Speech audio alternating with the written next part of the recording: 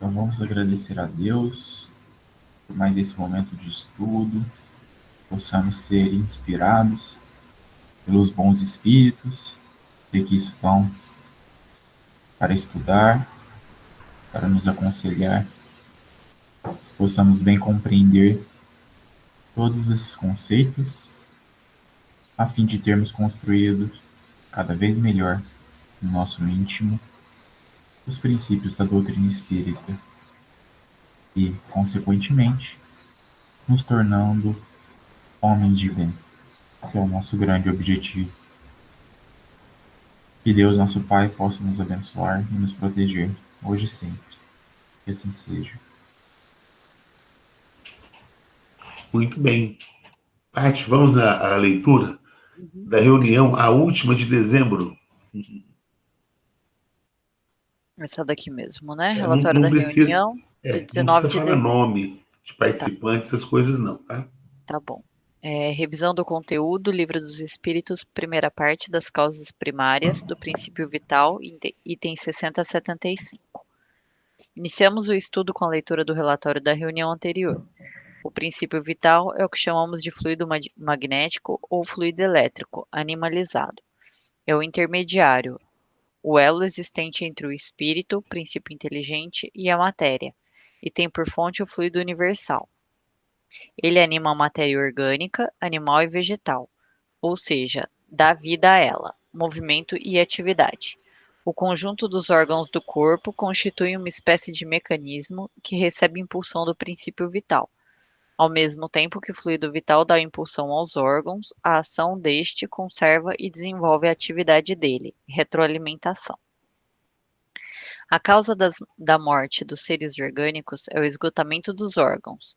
Os órgãos do corpo reagem uns sobre os outros, resultando esta ação recíproca da harmonia do conjunto por eles formado. Destruída por uma causa qualquer, esta harmonia, o funcionamento dos órgãos cessa e o corpo morre. Os corpos orgânicos são assim uma espécie de pilha ou aparelhos elétricos, nos quais as atividades do fluido determinam o fenômeno da vida.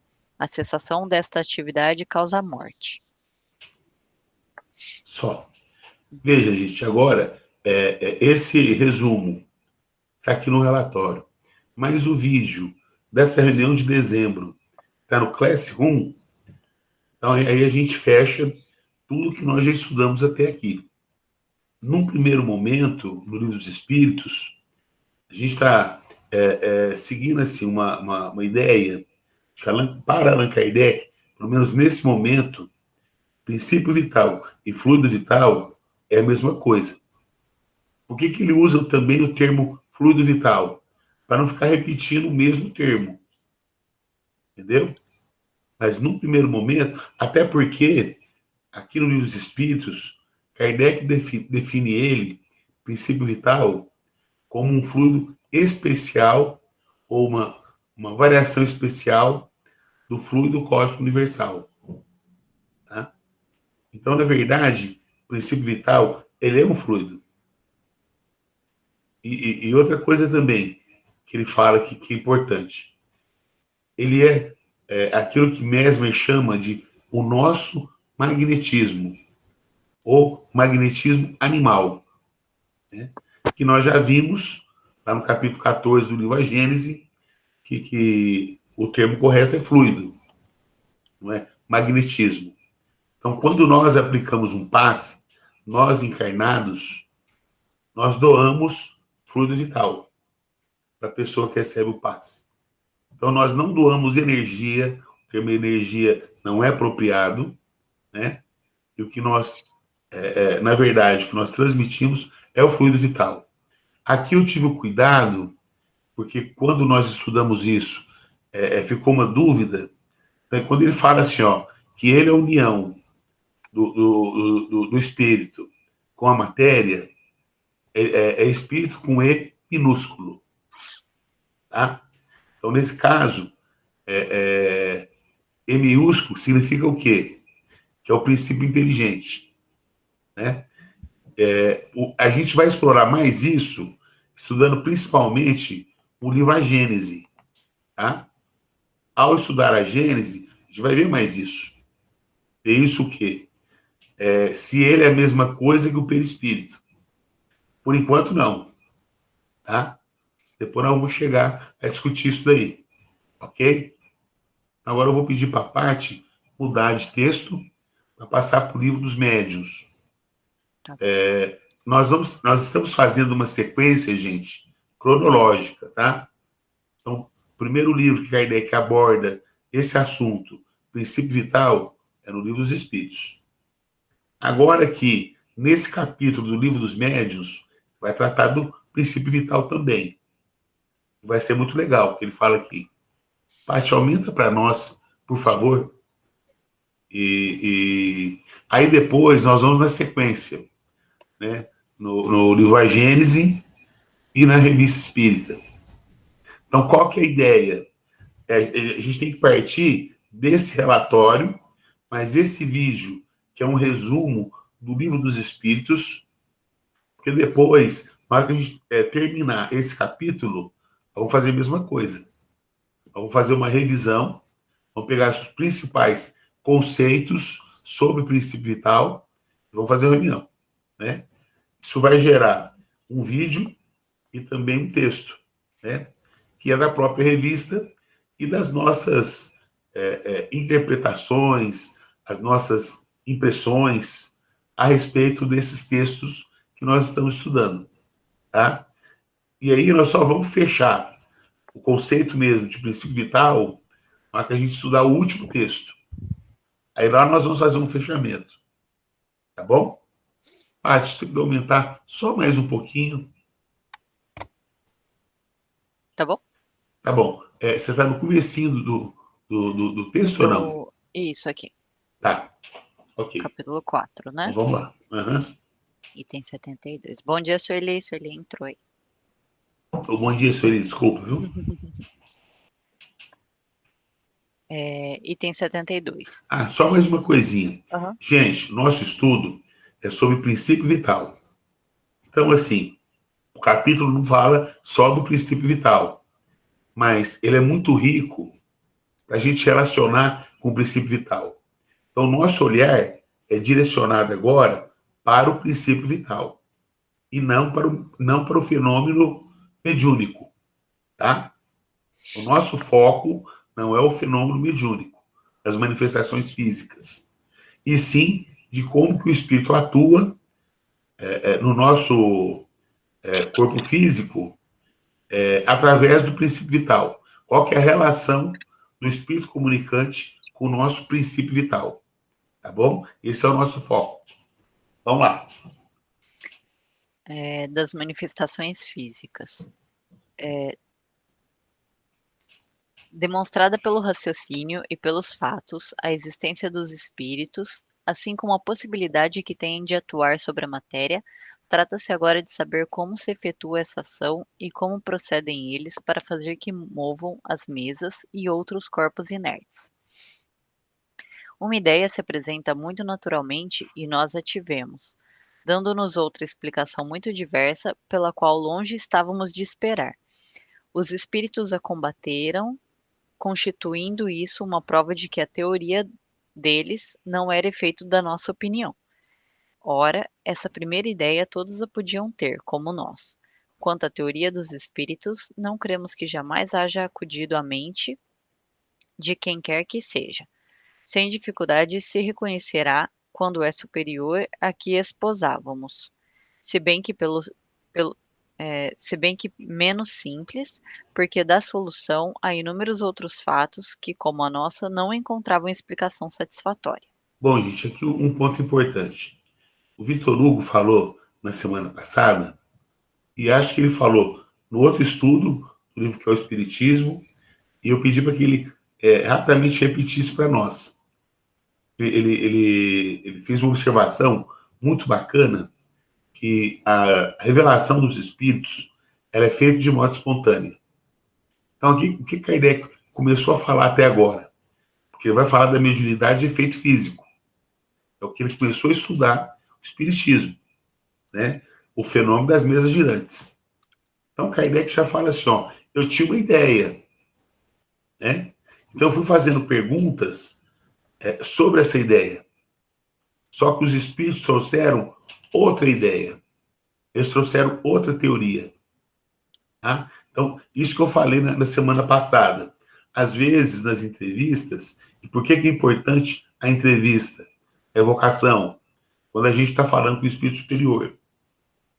Nós vamos seguir uma linha de raciocínio, com base nos nossos estudos. E, de repente, no meio das respostas, é que eles vão estar revelando coisas que nós nem imaginávamos. Entendeu? Agora, a construção do conceito, ou até mesmo das leis, né, que regem o mundo espiritual, a vida dos espíritos, a relação deles conosco, isso é feito de mão dupla.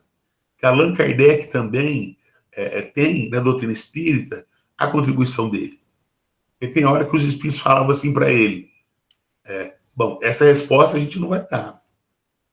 Então ele vai insistindo, insistindo, até que tem hora que é o próprio Kardec que chega a uma conclusão. Não, então é isso. Mas ele chega numa conclusão com base nas respostas. E tem revelações de coisas que ele não imaginava. É isso que ele está falando até aqui. Bom, vamos lá. Desde que se tornaram... Adolfinho, só uma coisa rapidinha. E isso também prova a independência do pensamento dos espíritos, né? Que não é uma influência que o espírito está sofrendo do médium na comunicação. Então, é uma ideia, muitas vezes, como o próprio Kardec falou, porque, obviamente, na Sociedade Espírita de Paris, quando eles formavam essas teorias e estudavam em conjunto, os médiuns comungavam dos pensamentos. Então, eles estavam na discussão também. Então, provavelmente, o médium também era dotado da mesma opinião de Allan Kardec. Porém, ele expressa uma opinião diferente que é vindoura do espírito, demonstrando também a independência do espírito, que pensa não só diferente do médium, mas contrário ao que o médium pensava. Então, isso é muito interessante. Muito bem, Vitor Hugo. Desde que se tornaram conhecidas a natureza dos espíritos, sua forma humana, as propriedades semimateriais do perispírito, a ação mecânica que este pode exercer sobre a matéria, desde que em casos de aparição se viram mãos fluídicas e mesmo tangíveis tomar dos objetos e transportá-los, julgou-se como era natural que o espírito se servia muito simplesmente de suas próprias mãos para fazer que a mesa girasse, e que a força de braço é que ela erguia no espaço. Mas então, sendo assim, que necessidade havia de médium? Não pode o espírito atuar só por si? Porque é evidente que o médium que as mais das vezes põe as mãos sobre a mesa em sentido contrário ao do seu movimento, ou que mesmo não coloca ali as mãos, não pode secundar o espírito por meio de uma ação muscular qualquer. Deixemos, porém, que o primeiro falem os espíritos a quem interrogamos sobre essa questão. Bom, então, olha o que Allan Kardec está falando. O que é óbvio? Está falando das mesas girantes, tá? Da mesa que levantava, que ficava lá em cima, as pessoas andavam debaixo da mesa, depois voltavam, aí ela descia. Às vezes caiu de uma vez. Olha, qual que é o raciocínio? Mais simples. O espírito pegou a mesa e levantou. Olha o que Kardec está falando. Até eu pensava assim, Kardec falando. Mas é lógico, porque ele está raciocinando como encarnado. Não está raciocinando como espírito. Né? Aí ele pega e fala assim, vamos deixar os espíritos falarem sobre isso. Então aí ele começa a entrevistar, parece que é o espírito São Luís, que é um espírito que acompanhou muito Kardec. Né? É um dos principais, eu diria, espíritos da equipe do Espírito de Verdade, o São Luís, que em muitos diálogos na Revista Espírita, a gente observa que Kardec evoca ele. Né? E agora que nos interessa, porque na hora que ele fala assim, que ele passou a entender como que os espíritos produzem esse fenômeno de mesas girantes, ouvindo os espíritos. Só que veja, vamos prestar atenção nas perguntas e com foco no princípio vital. Tá bom? E vamos ver até que momento que vem uma revelação nova, relacionada com o princípio vital, ok?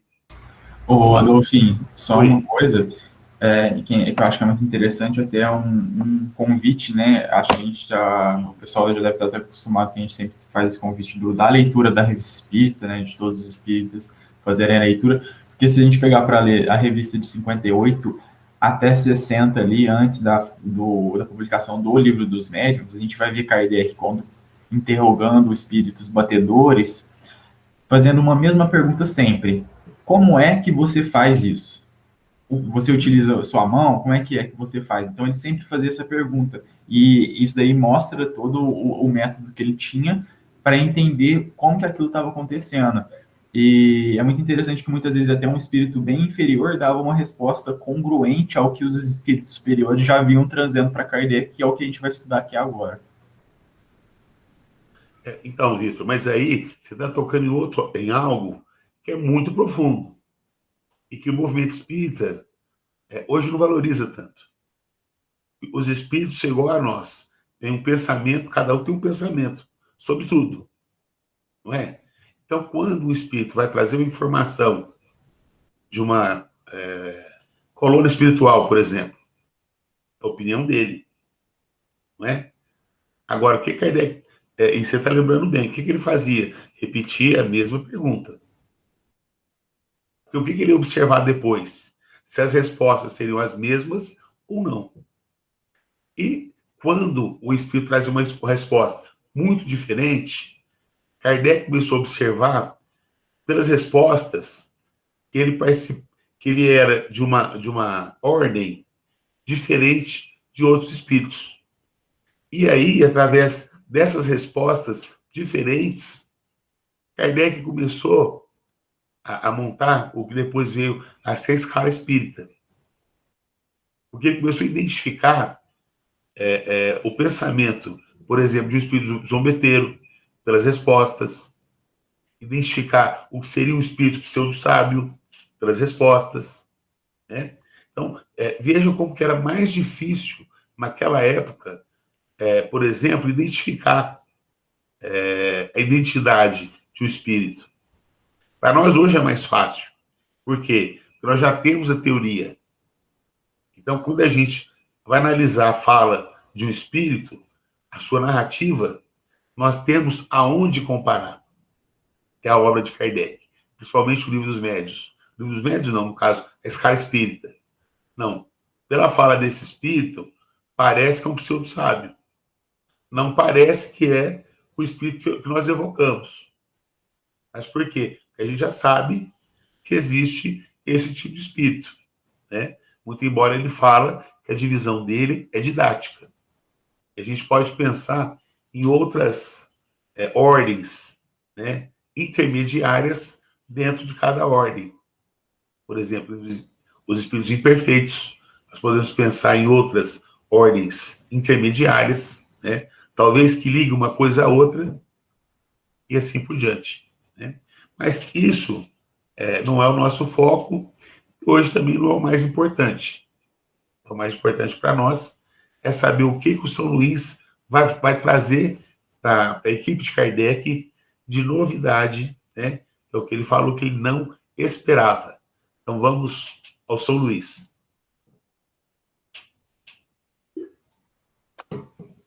As respostas seguintes nos foram dadas pelo Espírito São Luís. Muitos outros depois a confirmaram. Olha, só um Será o... minutinho, Paty, ó. Veja, gente, ele está evocando o Espírito.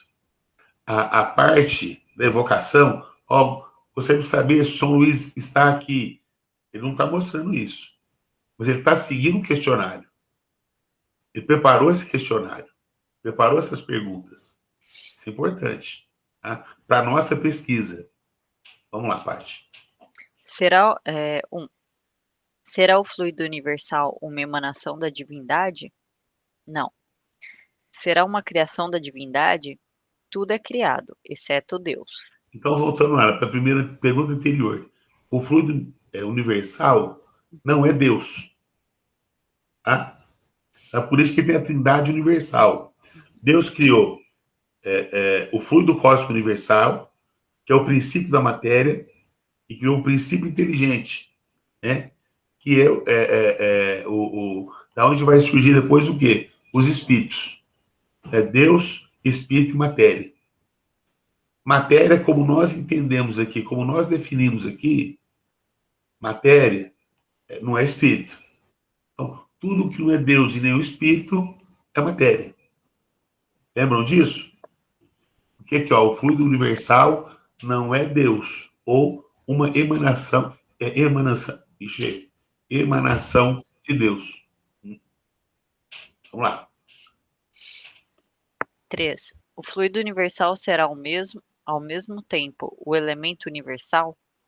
Sim, é o princípio elementar de todas as coisas. Deixa eu continuar. Alguma relação tem ele com o fluido elétrico, cujos efeitos conhecemos? É o seu elemento. Só um minutinho. Na pergunta anterior, quando ele pergunta se ele é o elemento universal, acho que esse é o termo, né? Uhum. Ele é a matriz, a fonte da matéria, e é a matéria propriamente dita. Então, um mineral, o nosso corpo físico, né? Uma planta, isso tudo é o fluido cósmico universal, só que no estado ponderável. E ele, no seu estado mais primitivo, ele é imponderável. Ponderável, que a gente vê, mede, pesa. Imponderável, é fluido. Por isso que ele chama fluido cósmico universal. Por que cósmico universal? Porque ele é a base da matéria de todo o universo. Não é só do nosso planeta. De modo que cada planeta vai ter uma atmosfera diferente. Então, o pouco que nós já sabemos, por exemplo, de Marte, nós sabemos que Marte, a gente não consegue chegar nem na Lua se não tiver ar armazenado. Na Lua é como se a gente estivesse dentro do rio, por exemplo. A gente também não consegue ficar debaixo d'água muito tempo, né? A gente tem que estar fora da água. Então, veja, cada planeta tem a sua atmosfera. Cada planeta tem a sua tabela periódica. Mas é tudo obra de Deus. Tá? Então, toda a matéria de todos os planetas, de todas as galáxias, de todos os sistemas, é tudo fluido cósmico universal. Só que cada um tem a sua constituição própria. Ok? Ô, Adolfinho, é por causa Oi. dessa constituição própria que a gente não consegue ver, ou também por causa da diferença de elevação de cada um, que a gente não consegue ver, por exemplo, que já mandaram o homem para a Lua. A gente sabe que todos os planetas, tudo no universo é habitado. Mas por que a gente não vê quem está na Lua? É por causa da diferença da matéria ou da nossa elevação? Bom, na verdade, Paty, a gente pode até falar das duas coisas. Uhum, Mas eu não estou falando do nosso estado evolutivo, não.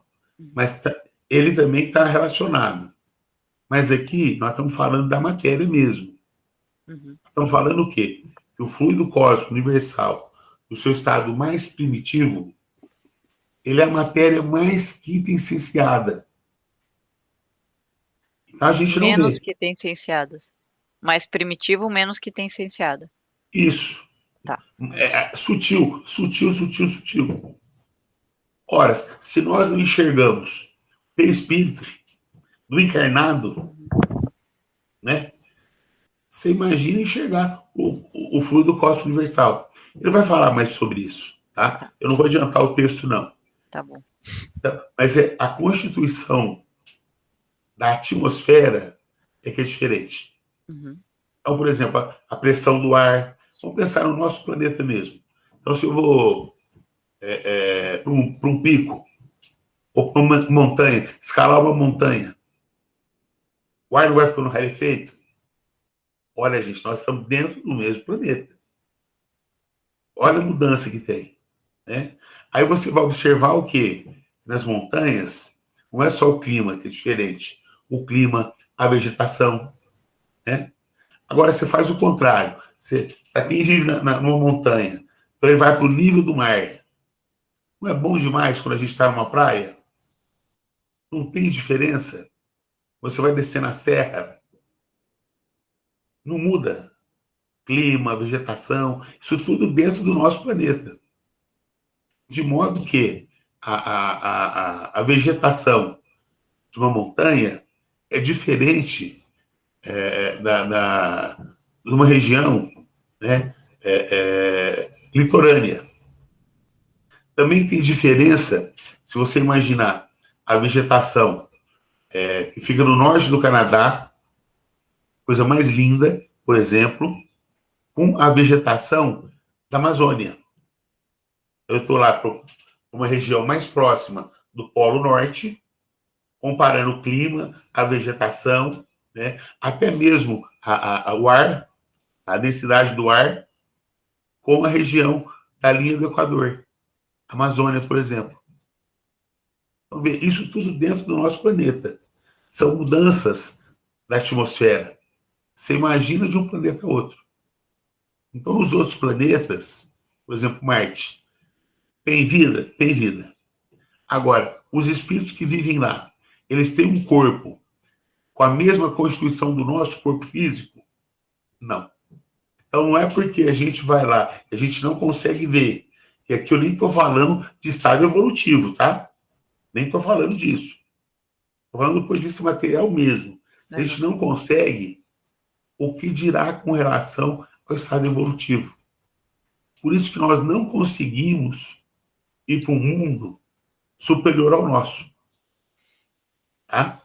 A gente até pode ir para um mundo inferior, talvez, dada a Constituição, mas superior jamais.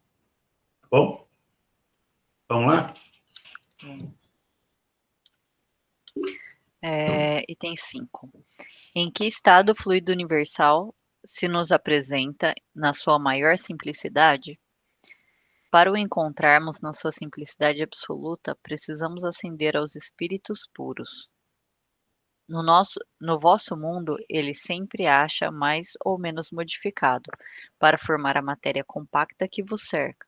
Entretanto, podeis dizer que o estado em que se encontra mais próximo daquela simplicidade é do fluido a que chamais fluido magnético animal. Opa! Aqui eu já tenho uma informação importante. Ó. O que ele está falando aqui? Que nosso estágio evolutivo não nos permite conhecer o fluido cósmico universal na sua pureza, ou no seu estado mais primitivo. Né? Aqui o termo que ele usa é do que? Do estado mais simples, né? Isso é só para o espírito puro. Não é nem para o espírito bom, só para puro. Então, mas o que está mais próximo de nós do fluido vital? Ele chama de quê? Fluido magnético animal. Eu pergunto para vocês, o que é o fluido magnético animal?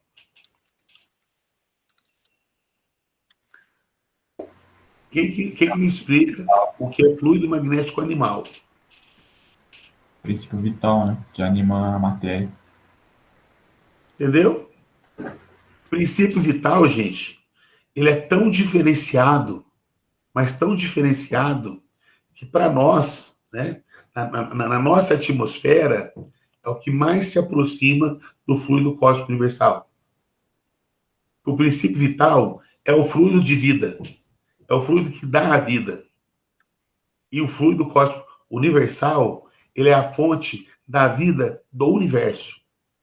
Olha que coisa mais linda. Assim como para nós, o princípio vital, ele dá a vida para a matéria orgânica do nosso mundo. Estão acompanhando o raciocínio? Então, o fluido magnético animal é a mesma coisa que o princípio vital que dá vida à nossa matéria. É isso? É isso que você acabou de ler no relatório, inclusive. Tá. Exato. E está lá no Livro dos Espíritos. Nós podemos voltar lá, não tem problema nenhum. Tá? Eu agora não vou lembrar qual é a pergunta, Mas nos vídeos anteriores, a gente discute pergunta que fala isso. Tanto é que aparece no relatório, né? E está nas primeiras perguntas do Livro dos Espíritos. Pergunta assim, ó, o que é o princípio vital? Ele pega e fala, é o fluido magnético, né? É o magnetismo. Está falando assim. É o fluido elétrico animalizado, princípio vital. Tá bom? Então, por enquanto, fluido vital, princípio vital, fluido magnético animal, por enquanto, é a mesma coisa. Por que é a mesma coisa? Porque é o que dá vida à matéria orgânica. Entendeu? E Dá por isso medo que, desse por enquanto. A hora que a por gente isso, acha que tá entendendo, muda. então, por isso que está lá escrito assim, ó, é o que liga ao espírito com E minúsculo. Essa foi a confusão nossa, quando a gente estava estudando o livro dos Espíritos. Nós não tivemos esse cuidado de observar que ele liga o espírito à matéria, o espírito é minúsculo. Então é ele que liga o quê? O princípio inteligente à matéria. É por isso que os animais, eles têm o quê? Fluido vital. É por isso que os animais, né? E também as plantas, se bem que nas plantas tem uma pequena diferença. Porque Kardec, nós vimos lá, que as plantas, elas não são animadas de um princípio inteligente. Muito embora elas tenham fluido vital. Lembram que vimos isso também? E antes a gente achava assim, ó, que nasce no mineral, né? Não sei do que no vegetal. Kardec vai explicar, não, não. Não são todos, não é toda a matéria orgânica que tem princípio inteligente ligado a ela. São os animais e os homens. Tá? Quer dizer que os minerais, eles não são dotados nem de fluido, nem de princípio vital e nem de princípio inteligente. Ok? Peraí, de novo. Fluido vital, não? As plantas? O, o, não, a matéria inorgânica, os minerais, Ah, tá. matéria inorgânica, Minerais. Tá bom. Tá bom. não é Uhum, animada nem de princípio vital e nem de princípio inteligente. tá. Mas As as plantas plantas, sim, o são princípio animadas, vital. sim. Por isso que elas são matéria orgânica, Uhum, corpo orgânico. Só que elas não são animadas de um princípio inteligente. uhum. Princípio inteligente, conforme nós vimos no livro dos Espíritos, só no mundo animal e no mundo hominal. Ok? Uhum. Item 6.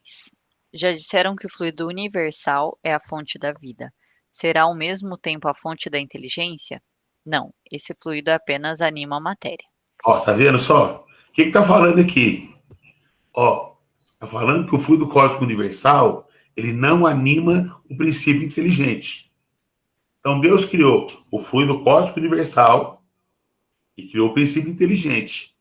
Então a fonte do princípio inteligente não é o fluido cósmico universal. Entenderam? Como é que é? Elementos gerais do universo. Deus, espírito e matéria. Porque o fluido vital, ele anima o quê? A matéria. O fluido vital, que é uma variação especial do fluido cósmico universal. Tudo bem? Sim. Tudo bem mesmo? Uhum. Então, vamos. Item 7.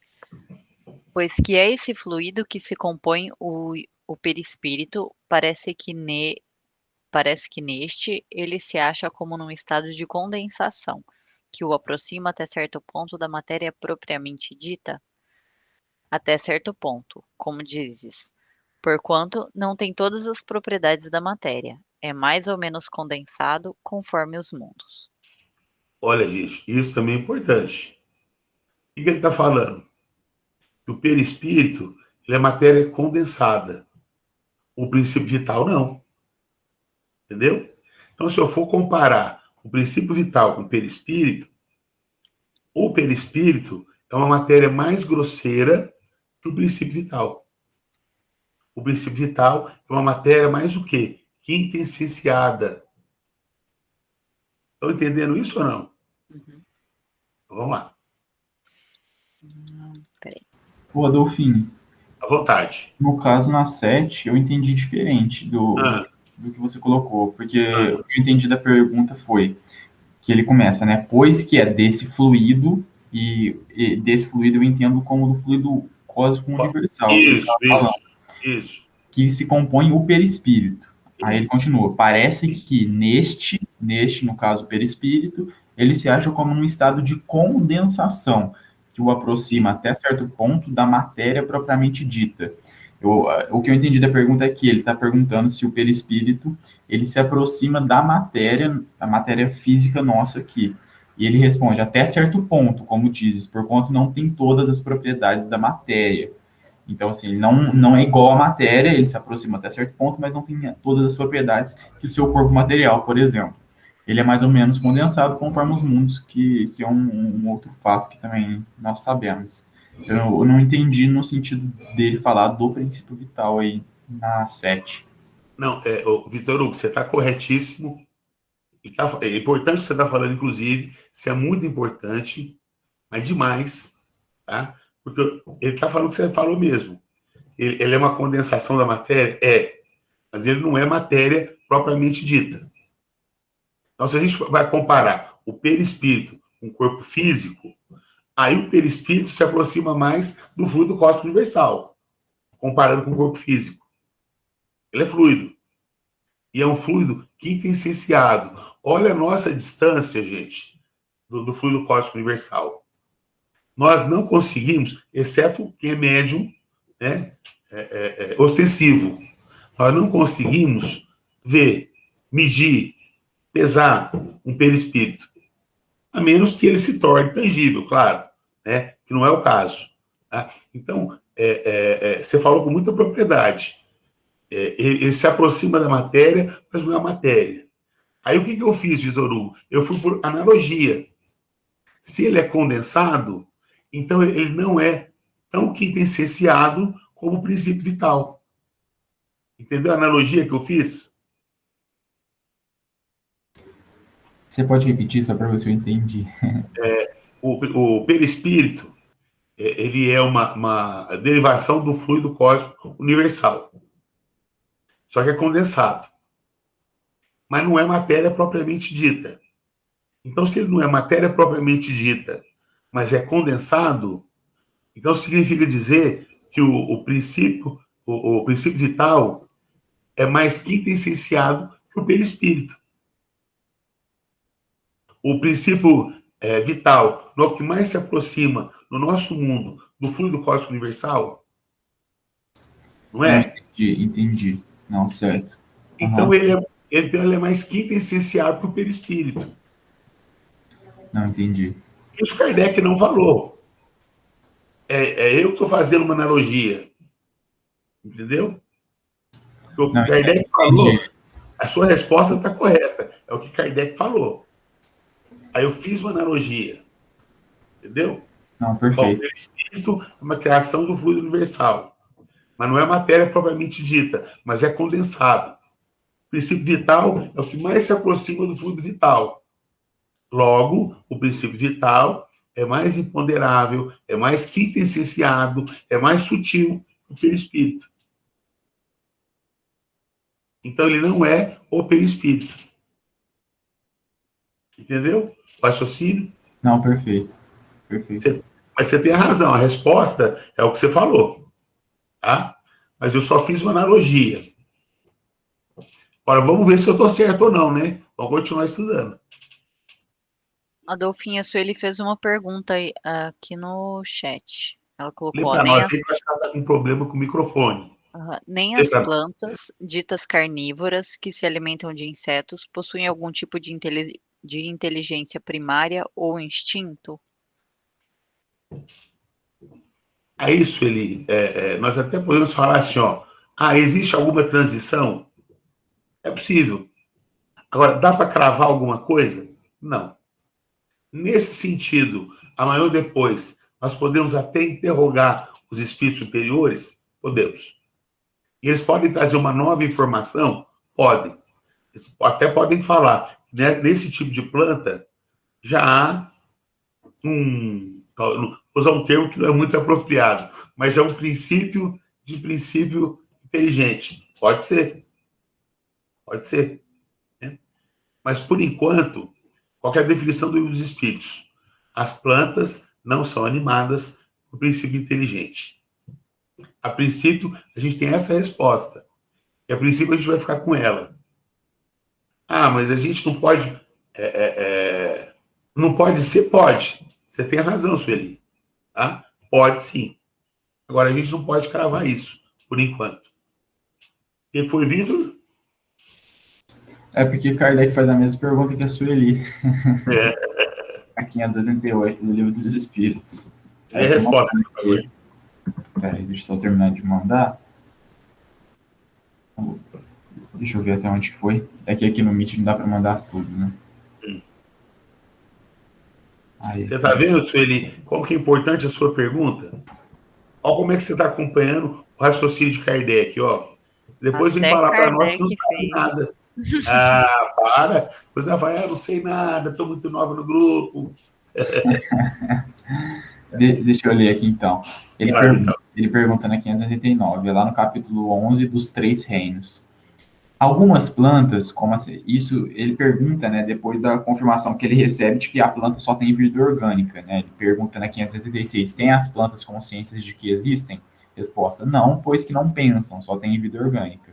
Ou seja, são animados por princípio vital, porém não têm inteligência, né? Exato.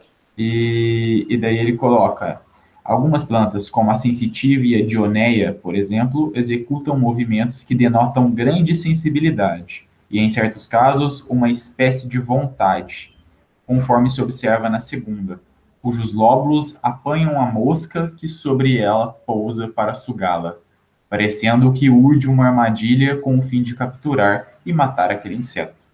São dotadas essas plantas da faculdade de pensar?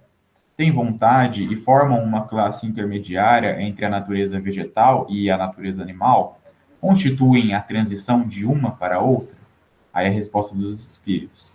Tudo na natureza é transição. Por isso mesmo que uma coisa não se assemelha à outra e, no entanto, todas se prendem umas às outras. As plantas não pensam, por conseguinte, carecem de vontade. Nem a ostra que se abre, nem os zoófitos pensam. Tem apenas um instinto cego e natural. Aí Kardec comenta: o organismo humano nos proporciona exemplos de movimentos análogos, sem participação da vontade, nas funções digestivas e circulatórias. O piloro se contrai ao contato de certos corpos, para lhes negar passagem. O mesmo provavelmente se dá na sensitiva, cujos movimentos de nenhum modo implicam a necessidade de percepção, e ainda menos de vontade. Então, esse piloro aqui que ele comenta é como se fosse a entrada ali do nosso estômago, que ele se contrai, né? E ele que permite a passagem do alimento. Então, a gente tem, inclusive, no nosso cérebro, né, o sistema nervoso que é dividido em duas partes, que é o sistema nervoso que é, entre aspas, consciente, né? Eu não me lembro o termo agora, às vezes o João aí o João faz enfermagem, se eu não me engano, né? Ele vai saber falar melhor aí para nós sobre o sistema nervoso. E, se eu não me engano, é sintomático e assintomático. O sintomático é o que é consciente, são as ações conscientes, e o assintomático é aquele que faz os movimentos inconscientes do organismo. Fala aí É para o, nós, João. Acho que deve ter falado errado. é, é o sistema nervoso autônomo e o sistema nervoso consciente mesmo. Você divide em dois. O sistema nervoso autônomo é aquele que faz os movimentos que a gente não precisa se preocupar, né? Tipo a batida do coração. Imagina se a gente tivesse que fazer isso conscientemente. Ia ser difícil concentrar no resto, né? Não vai fazer mais nada. A digestão, por exemplo, é automática também. Então, o sistema nervoso autônomo é responsável por isso. Vitor falou muito bem. É isso aí. E vamos que vamos, hein? Ó, hoje quem está trazendo revelação para nós é o Vitor Hugo. Ó. Brincadeira, viu, gente? Vamos continuar. Eu tô na 8 Eu acho que é 8 agora. ou 7? 8, né? 8. Eu li esse pedaço. Nem de novo, nem de novo. Dá 8 de novo. A 7. Pois esse fluido 7, se compõe por espírito, parece que neste se acha como no estado. Ah, acho que eu li. De condensação que se aproxima até certo ponto da matéria propriamente dita, até certo ponto, como dizes, porquanto não tem todas as propriedades da matéria, mais ou menos condensado conforme dos mundos. Acho que já li, então. Uhum. Como pode um espírito produzir o movimento de um corpo sólido? Combinando uma parte do fluido universal com o fluido que o médium emite, próprio àquele efeito. Ó, veja, gente. Isso aqui também é importante, ó. Um fluido que o médium emite próprio àquele efeito. Aqui nós estamos falando de quê? De mediunidade de efeito físico. Entendeu? Esse é o fluido que o médium que o médium emite. É um fluido próprio. Só que esse fluido, o Adolfo fazendo analogia de novo, ele é uma derivação do quê? Do princípio vital. Está correto o meu raciocínio? Ou será que esse é um outro fluido? Nós definimos agora há pouco que o fluido animalizado é princípio vital. Lembram? Então, se é princípio vital, e aqui está falando que o médium de efeito físico tem um fluido próprio para aquele tipo de fenômeno. Quer dizer, o fluido dele, princípio vital, ele é uma coisa só, ou ele pode ser mais de uma coisa, entendeu o que eu estou falando? Porque a princípio aqui parece que não tem só um fluido pelo espírito. Ô, Adolfinho, eu acho que, ó, de primeira mão, o mais importante para a gente, eu acho que, pelo menos na minha vista, nessa pergunta, é porque ele está definindo uma lei da comunicabilidade dos espíritos aí nesse momento.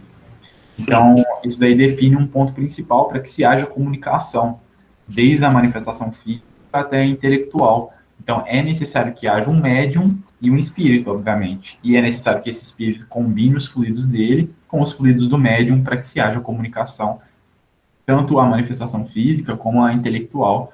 Enfim, é uma lei isso aí da comunicabilidade. Eu acho que isso é um ponto muito legal da gente saber, porque não há comunicação mediúnica sem médium, independentemente se o médium é consciente ou inconsciente que ele está doando seus fluidos. Eu acho que o ponto que você colocou, Adolfinho, é um ponto muito interessante. Eu vejo bastante o Cosme falar sobre isso, porque o fluido, né, é uma própria definição da ciência, né, que a ciência traz esse conceito de fluido para a matéria desconhecida. Então, por exemplo, quando se desconhecia o magnetismo, a eletricidade a fundo, chamava-se os fluidos de fluido elétrico e fluido magnético. Aí, com o avanço da ciência, a ciência foi descobrindo, foi entendendo esses fluidos mais a fundo, e aí ela conseguiu nominá-los, por assim dizer, né? Dar nome para eles mais específicos. Então, começou a chamar de campo magnético, campo elétrico, outros nomes, porque eles já entendiam mais a fundo os fluidos. Aí, para nós, que o Cosme costuma colocar bastante, né? Que é um ponto muito interessante, até porque ele é um físico, né? Uma pessoa estudada na área, e ele coloca bastante isso, de que é muito difícil, e o próprio Kardec não entra no mérito, dessa distinção mais profunda dos fluidos. Porque o fluido, a palavra fluido, ela realmente denota desconhecimento, é uma matéria desconhecida. Então, por desconhecer a fundo essa matéria, a gente chama de fluido, que foi por isso que Kardec chamou de fluido, assim como a ciência sempre fez. Então, Kardec utilizou de uma metodologia científica ao nominar o fluido, que é essa matéria desconhecida. Então, a gente não conhece a fundo, mas sabe que existe e sabe que é matéria. Então, a gente chama de fluido. E a gente não consegue ainda ter uma distinção muito grande dos fluidos. A gente sabe que eles têm funções diferentes, mas a fundo saber, ó, esse é o perispírito, que é um fluido, é de tal maneira, fluido vital é de tal maneira, o fluido cósmico é de tal maneira. A gente sabe que eles têm funções diferentes, porém a gente não consegue distinguir a fundo como que eles são formados. Eu acho que por isso que a gente tem muita dificuldade, inclusive, de entender nesse sentido. Será que é de outro fluido que Kardec está falando? Pode ser que sejam milhares de fluidos, por assim dizer. Mas eu, pelo menos, particularmente agora, nesse momento, até pelo meu conhecimento, eu entendo que seja o fluido vital mesmo, que é o que a gente conhece, né? Mas pode ser que existam outros fluidos que se imiscuem ali com o do espírito no momento da comunicação ou da manifestação física. Ô, Vitor Hugo, você foi brilhante. É isso mesmo. É que no início eu falei assim, ó, que o nosso objeto de estudo aqui é o princípio vital. Então, assim, eu não estou assim, fazendo essa leitura, que é a leitura do texto. Você tem razão. Eu estou trazendo aqui uma ideia que o espírito ele não levanta a mesa. Ele vai manipular o seu fluido com o fluido do médium. E no caso, para ter o efeito físico, o médium tem que ter fluido próprio, né? Que a gente vai chamar de quê? De mediunidade de efeito físico, não é? Ele tem um fluido próprio para produzir um fenômeno físico. Concorda? Kardec está falando disso. Claro, é isso mesmo. Mas como o nosso objeto de estudo é o princípio vital, por isso que eu estou fazendo essa analogia. Mas é o que você falou, a gente pode cravar que é a mesma coisa? A princípio, eu diria que não. Por quê? Eu estou tentando estabelecer um raciocínio com base no que a gente está estudando aqui. É que eu entendo. Você já está usando outras leituras, tá? Mas eu estou procurando seguir na ordem cronológica. Quer dizer, no primeiro momento, ele fala assim, ó, o princípio vital, o que mais se aproxima do fluido cósmico universal, e o perispírito, ele é mais grosseiro. Então, se é mais grosseiro, o médium, ele tem o princípio vital, né? Que é ele, né? Mas ele tem outros fluidos.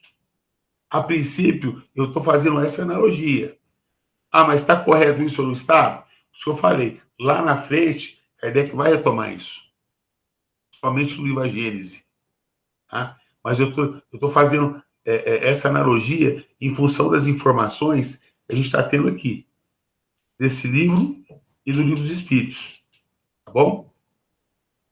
Mas você está correto. A gente não pode cravar nada. Esse fluido de efeito físico, ele pode ser o próprio perispírito. Por quê? Porque o perispírito não tem forma.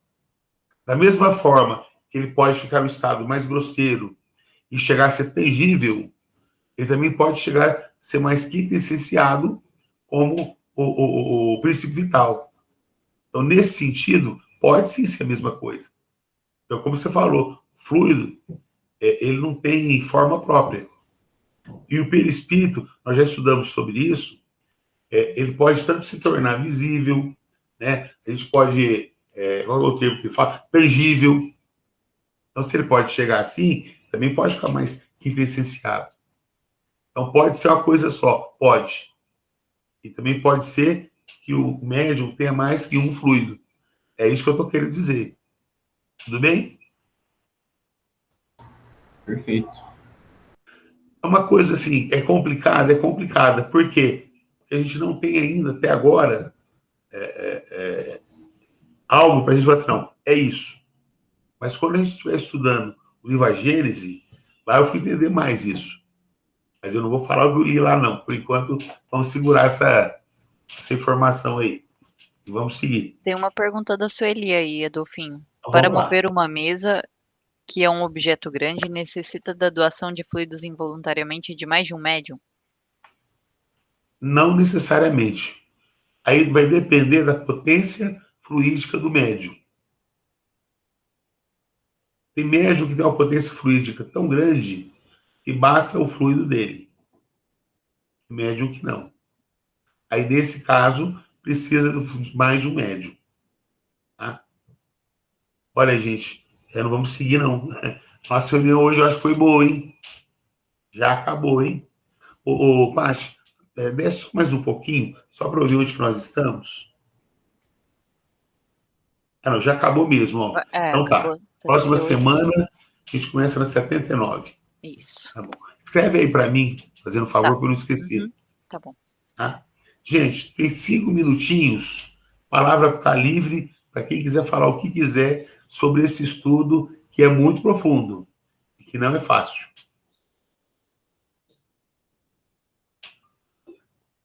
Não? Ninguém quer falar nada? Então, eu vou ver se eu abro um arquivo aqui, só para mostrar uma coisa para vocês, do estudo que eu fiz. Demorar só um pouquinho, mas eu acho que dá tempo. E vale a pena.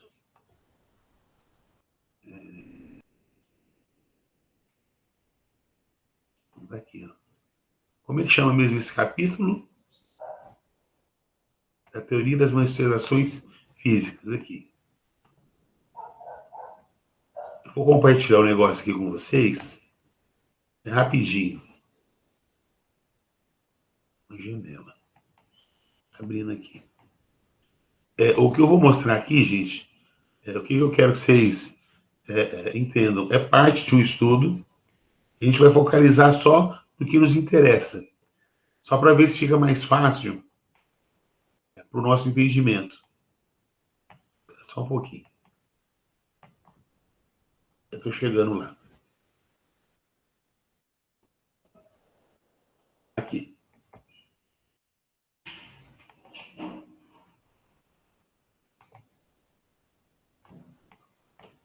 Vocês estão vendo alguma coisa aí? Estou transmitindo ou não, gente? Não, eu não estou vendo nada, Dolphin. Não. Tá, então peraí. Peraí.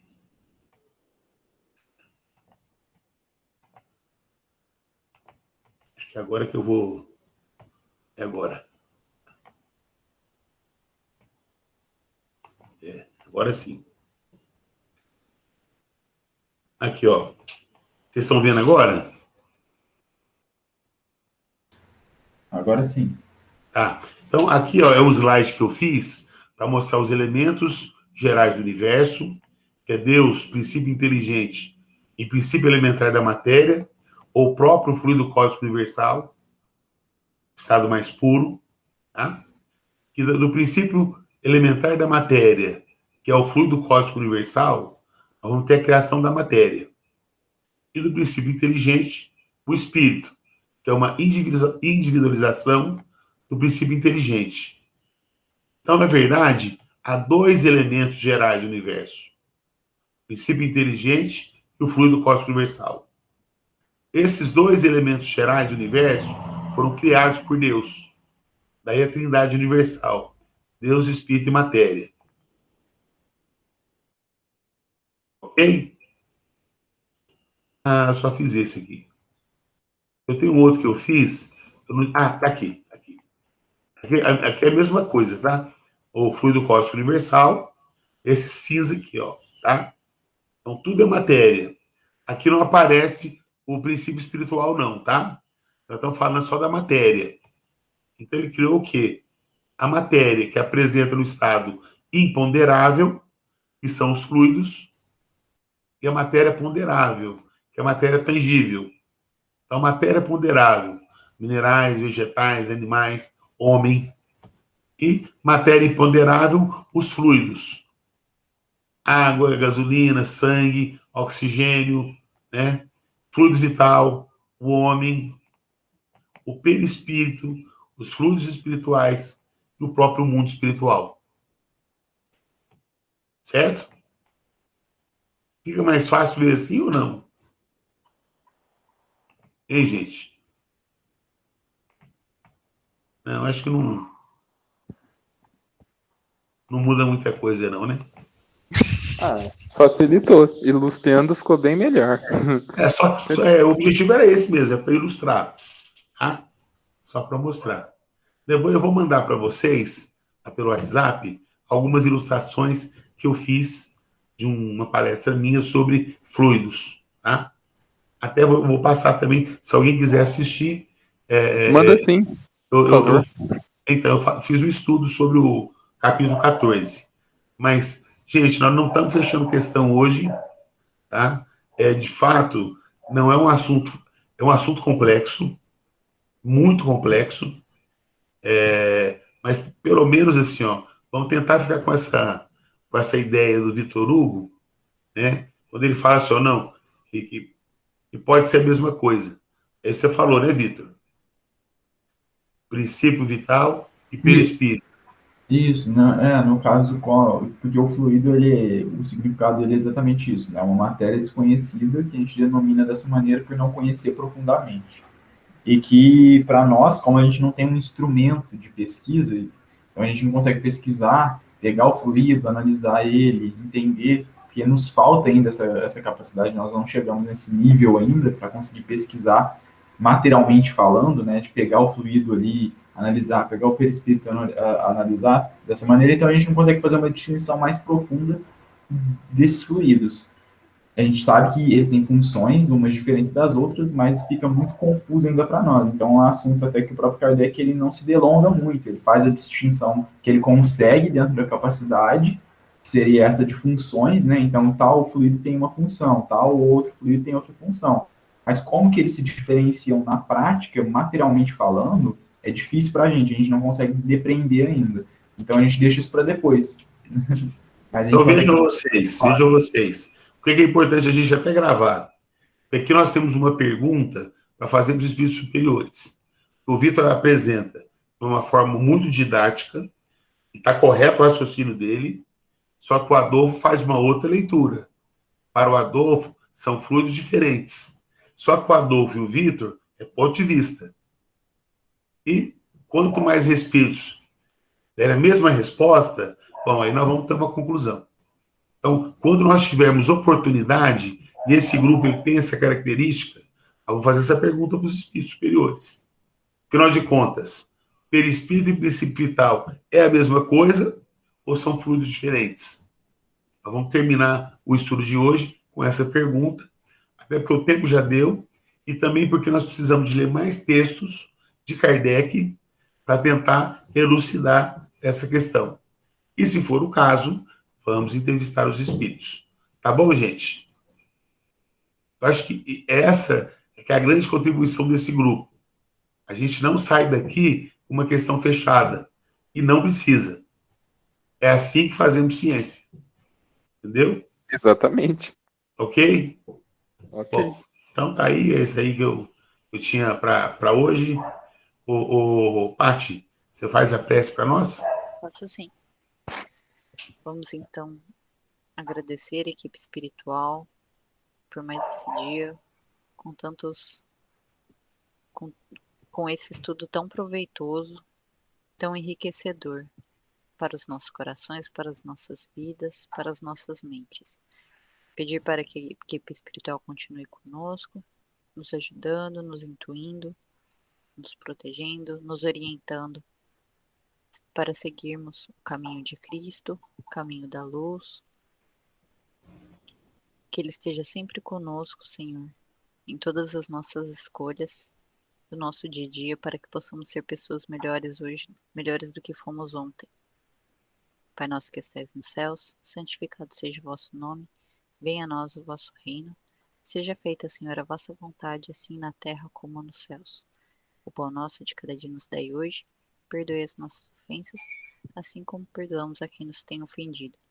Não nos deixeis cair em tentações, livrando-nos, Senhor, de todo mal. Que assim seja.